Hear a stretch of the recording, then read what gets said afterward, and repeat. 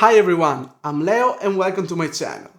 Today we absolutely have to talk about the new Pokémon introduced a few days ago and that we all now call Baby Terapagos.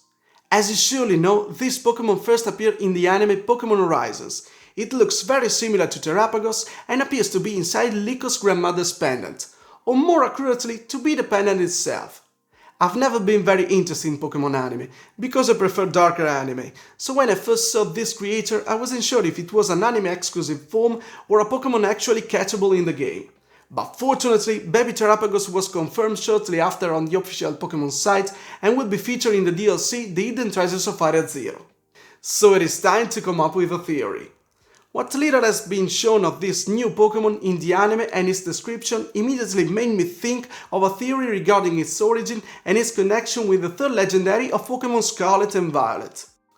To tell the truth, I wasn't the only one who guessed this connection with the creator that inhabits Area Zero, because Champion Spirit posted on Twitter a theory similar to the one I'm about to tell you seconds after Baby Terapagos was confirmed on the official Pokémon site, and he also made an interesting connection between this new Pokémon and Ogerpon. Go check it out! As for my theory, I would like to start from the description of Baby Terapagos on the official Pokémon site, which fortunately is full of details except for the name for now. The Pokémon is described as small in stature and not particularly strong, but when push comes to shove, it can crystallize the energy in its body to form a protective shield. Apparently, it can also assume a dormant state when it feels that its life is in danger by pulling its head, limbs and tail into its shell and making itself look like a jewel. In the anime we have a clear example of this power, when the Pokémon comes out of its dormant form, creating a sort of a shell of light to save Liko from an attack, and then returning to its dormant form again inside the jewel. I couldn't help but notice that this jewel, similar to the one on the back of Terapagos, is also similar to the one that is inside the Terra Orbs.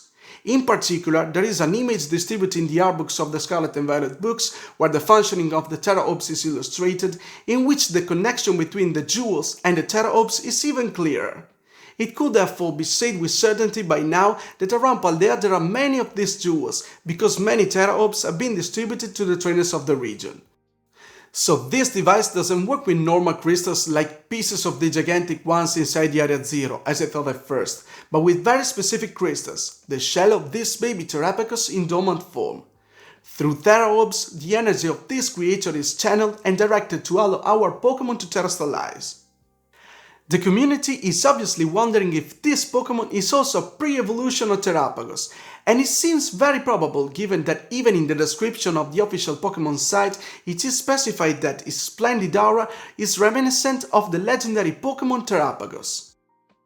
Perhaps these creators left in their natural state evolve into Terapagos, or perhaps this big turtle is some kind of parent or rather a king of these creators that inhabit Area Zero, as the image of the third legendary with a crown in its book seems extremely similar to Terapagos.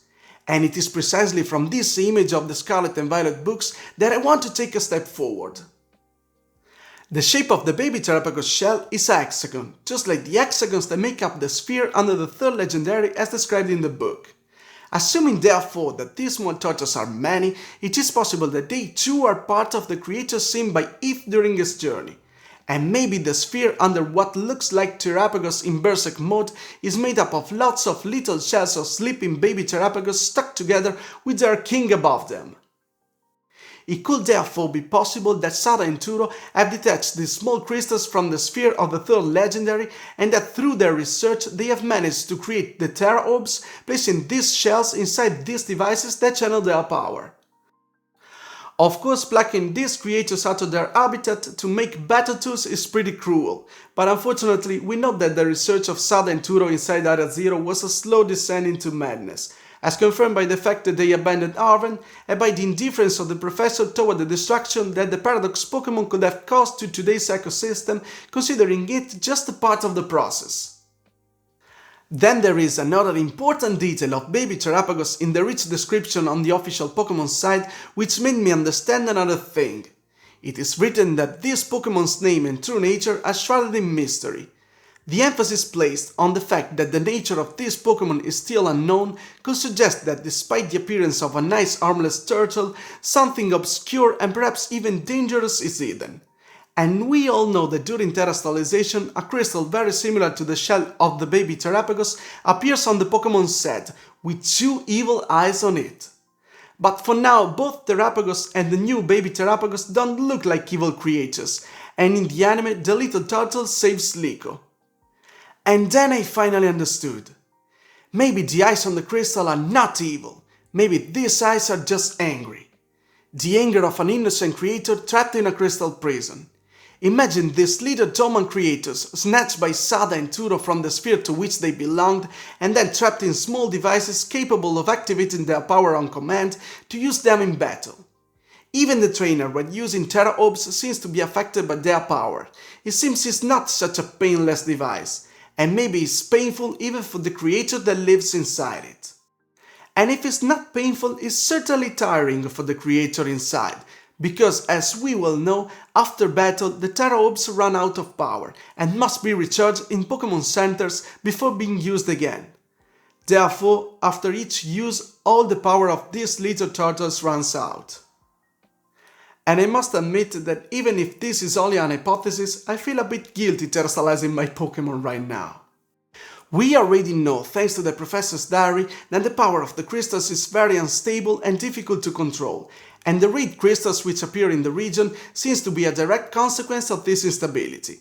So if it is true as I theorize that Terra Orbs are prisons that cause pain and anger to these little turtles trapped inside them, imagine what will happen when these creatures break free or when something bigger and far more dangerous decides to wake up and set them free. I think I'll play the old Pokémon games for a while. I don't want to hurt anyone here. And that's it for today's video. I hope you've enjoyed it. Let me know your opinion in the comments, and as usual, if you want, leave a like and subscribe to my channel. Thank you for stopping by and see you next time. Bye.